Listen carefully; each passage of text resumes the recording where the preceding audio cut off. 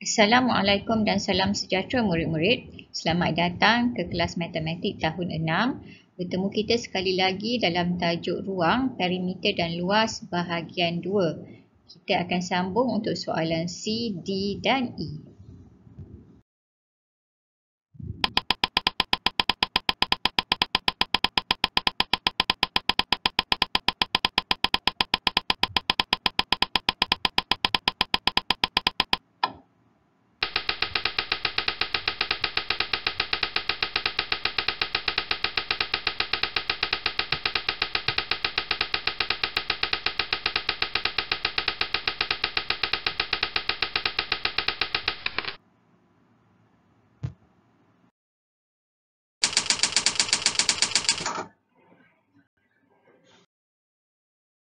Baiklah, kita mulakan dengan soalan C. Kawasan berlorek dalam rajah di sebelah menunjukkan bahagian yang akan dijadikan kawasan ternakan haiwan. Ini adalah kawasan yang berlorek.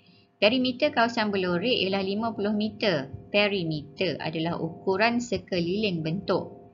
Sebuah kolam akan dibina di kawasan yang tidak berlorek berbentuk segitiga bersudut tegak. Hitungkan luas kawasan kolam itu. Ini adalah kawasan kolam. Baiklah, sebelum kita boleh hitung luas, kita perhatikan dulu rajah yang diberi. Okey, ada sisi-sisi yang tiada lagi ukuran panjangnya. Jadi kita kena isi ukuran panjang sisi-sisi tersebut. Macam mana nak isi? Mudah aja. Kita tahu sisi yang bertentangan adalah sama panjang. Jadi bila sisi di sebelah kanan adalah 9 meter, sisi di sebelah kiri juga adalah 9 meter. Jika sisi di atas adalah 12 meter, jadi sisi di bawah pun 12 meter juga. Tapi ada sebahagian sisi yang telah diberi, jadi bagaimana kita nak cari sisi yang kecil ini? Mudah aja, kita tolakkan. 12 tolak 8, kita akan dapat 4 meter. Jadi kalau kita tambahkan semula 4 tambah dengan 8 meter, ia akan menghasilkan 12 meter ni. Baiklah, sebahagian sisi-sisi tu telah berjaya kita tulis panjangnya. Jadi kita akan bina pula garisan untuk membentuk perimeter. Perimeter adalah ukuran sekeliling bentuk. Jadi awak nampak di situ, bila kita dah siap lukis, kita tahu ada satu sisi yang tiada ukuran panjangnya. Sisi yang di tengah-tengah tu. Jadi bagaimana kita nak cari sisi yang di tengah-tengah ni? Kita gunakan balik kata kunci pada soalan. Perimeter kawasan berlorek ialah 50 meter. Bermakna 4 tambah 9 tambah 12 tambah 9 tambah 10 dan tambah sisi yang kita tak ketahui ni, jumlah dia mesti 50. Jadi macam mana kita nak cari sisi ni? Kita tolakkan saja. 50 tolak hasil tambah sisi-sisi yang ada ini. Jadi mula-mula kita akan tambahkan dulu. 4 tambah 9 tambah 12 tambah 9 tambah 10. Jawapannya adalah 44. Kemudian kita tolakkan 50 meter tolak dengan 44. Kita dapat jawapannya 6 meter. Okey, jadi sisi yang berada di tengah-tengah tu nilainya adalah 6 meter. Baiklah, sekarang baru kita boleh hitung luas. Luas kawasan kolam itu adalah berbentuk segitiga, jadi formulanya adalah tapak darab tinggi. Tapaknya adalah 8 meter, tingginya adalah 6 meter. Jadi 8 meter darab 6 meter bahagi 2, kita dapat 48 meter persegi bahagi 2. Kita akan selesaikan bahagi dalam bentuk lazim. Jadi jawapan akhir kita adalah 24 meter persegi. Ini bermakna luas kawasan kolam adalah 24 meter persegi. Kita teruskan dengan soalan D. Pelan sebuah taman rekreasi ditunjukkan seperti rajah di sebelah. Sebuah trek jogging ABCD akan dibina di sekeliling kawasan itu. Di sekeliling bermaksud perimeter. Garisan hijau itu melambangkan perimeter bagi trek jogging ABCD. Baiklah, panjang BC adalah 2/3 daripada panjang AB. Garisan BC tidak diberi ukuran panjangnya, tapi kita tahu garisan AB adalah 90 meter. Baiklah, soalan 1, berapakah panjang trek jogging yang akan dibina itu? Dan soalan 2, berapakah keluasan taman rekreasi tersebut? Kita akan jawab soalan yang pertama dulu, tapi sebelum kita boleh jawab soalan yang pertama, kita kena selesaikan kenyataan yang ini dulu. 2/3 daripada panjang AB. 2/3 daripada bermaksud operasi darab. Jadi kita akan tuliskan ayat matematiknya. BC sama dengan 2/3 darab AB sama dengan 2/3 darab 90 meter. Jadi kita akan dapat 180 meter bahagi 3. Kita akan buat operasi bahagi dalam bentuk lazim. Jadi jawapannya adalah 60 meter. Ini bermakna BC panjangnya adalah 60 meter.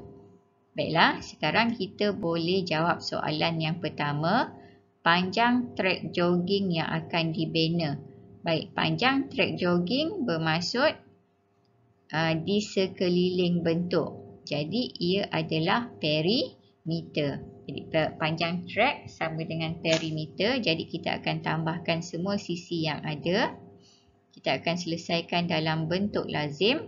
Jadi perimeternya atau panjang trek joggingnya adalah 270 meter. Seterusnya kita boleh jawab soalan nombor 2. Berapakah keluasan? Sebelum kita jawab berapa keluasan, kita kena bahagikan dulu bentuk tersebut kepada dua bahagian. Itu bentuk segi 3 dan segi 4. Kita namakan bentuk itu untuk lebih mudah. Bentuk segi 3 kita namakan A dan bentuk yang segi 4 kita namakan B. Baiklah, kita masukkan dulu maklumat sebelum kita boleh hitung keluasan. Luas A adalah tapak darab tinggi bahagi 2.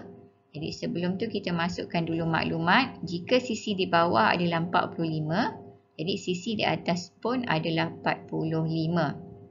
Bagaimana kita nak hitung tapak bagi A? Kita tolakkan. 90 tolak 45. Jadi tapak A kita dapat 90 tolak 45, 45 meter. Bagaimana pula dengan tinggi bagi A? Ini tinggi dia. Kita tengok sisi yang bertentangan. Sisi yang bertentangan adalah 60 meter. Jadi tinggi bagi A juga adalah 60 meter. Sekarang kita boleh selesaikan. Jadi 45 meter darab 60 meter bahagi 2. Kita dapat 2700 meter persegi bahagi 2. Kita akan selesaikan bahagi dalam bentuk lazim. Jadi kita akan dapat 1350 meter persegi. Baiklah, selesai luas A, kita cari luas B. B adalah ukuran bagi segi 4. Jadi luasnya adalah panjang darab lebar. Jadi 45 meter darab 60 meter, kita dapat 2700 meter persegi. Nak jawab soalan berapakah keluasan taman, kita akan tambahkan luas A tambah luas B. Jadi jawapannya adalah 4050 meter persegi. Baiklah, soalan E. Puan Lee ingin menanam rumput di halaman rumahnya yang berbentuk segi 4 tepat seperti rajah di sebelah. 1/4 daripada halamannya dijadikan taman bunga mini. 1/6 daripada luas halaman pula ialah kawasan letak kereta. Soalannya, kira luas kawasan yang akan ditanam dengan rumput. Baiklah, sebelum awak boleh menjawab soalan ini, awak perlu tahu dulu keluasan halaman rumah Puan Lee. Oleh sebab halaman rumahnya berbentuk segi 4 tepat, jadi formulanya adalah panjang darab lebar.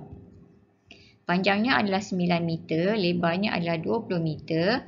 Jadi 9 meter darab 20 meter, kita dapat 180 meter persegi. Ini bermakna luas halaman keseluruhan rumah Puan Lee adalah 180 meter persegi. Baiklah, sekarang kita boleh hitung taman bunga mini. Kita nak cari keluasan taman bunga, kita akan gunakan pernyataan yang ini. 1/4 daripada luas halaman. Kita akan tukarkan kepada ayat matematik. 1/4 daripada halaman sama dengan 1/4 darab 180 meter persegi. Dari mana kita dapat 180 meter persegi ni? Dari luas halaman keseluruhan yang ini. Ya. Baiklah, seterusnya 180 bahagi 4 meter persegi kita akan hitung dalam bentuk lazim dan jawapannya adalah 45 meter persegi. Ini bermakna luas taman bunga adalah 45 meter persegi. Seterusnya kita akan hitung pula kawasan letak kereta. Sama juga kita akan gunakan pernyataan yang ini. Kita tukarkan kepada ayat matematik. 1/6 daripada halaman bermaksud 1/6 darab 180 meter persegi. Sama dengan 180 bahagi dengan 6 meter persegi. Kita akan selesaikan bahagi dalam bentuk lazim. Jadi jawapannya adalah 30 meter persegi. Jadi untuk kawasan letak kereta adalah 30 meter persegi. Baik, sekarang kita nak jawab soalan kira luas kawasan yang akan ditanam rumput. Ini adalah luas keseluruhan, ini adalah kawasan taman bunga dan ini adalah kawasan letak kereta. Selebihnya barulah kawasan rumput. Macam mana kita nak hitung kawasan rumput? Mudah aja. Kita akan tolakkan luas halaman, tolak dengan kawasan tanam bunga dan tolak dengan kawasan letak kereta. Jadi 180 meter persegi tolak 75 meter persegi, jawapannya adalah 105 persegi. Dari mana saya dapat 75 meter persegi ni?